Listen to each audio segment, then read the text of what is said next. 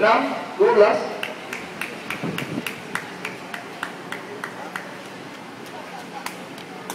Mudah daripada Aizat. Satu shot tandukan berjaya dimatikan dengan semudah itu.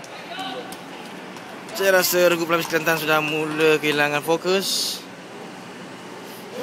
Jika saya menjadi jurulatih, maka apik kanan perlu dikeluarkan pada ketiga ini, kerana kelihatan apik kanannya telah beberapa kali lakukan kesilapan mudah.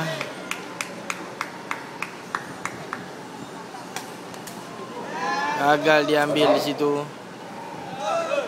Di zaman saya nama dia.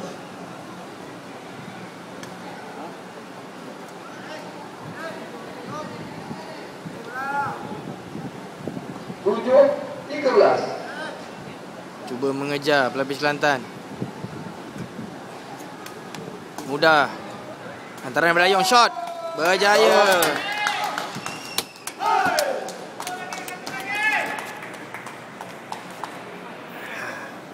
Bila dilihat awan mendung sedang menanti perlawanan ini. Adakah akan berakhir? Preston telah pun mencapai angka 14. Dan untuk pelapis Kelantan mengejar merupakan satu keadaan yang agak sukar pada ketika ini.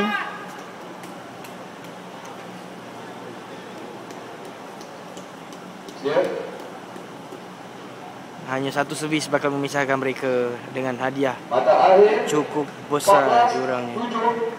14-7. Dan kan saya servis ini ke sebelah kanan. Tidak. Namun Preston masih dalam keadaan selesa. 14-8 keadaan sekarang.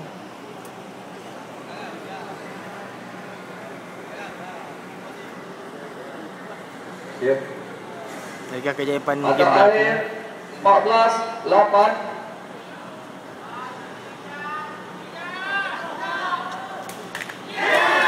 Begitu sahaja tamat permainan. 15-8. Johan milik Preston.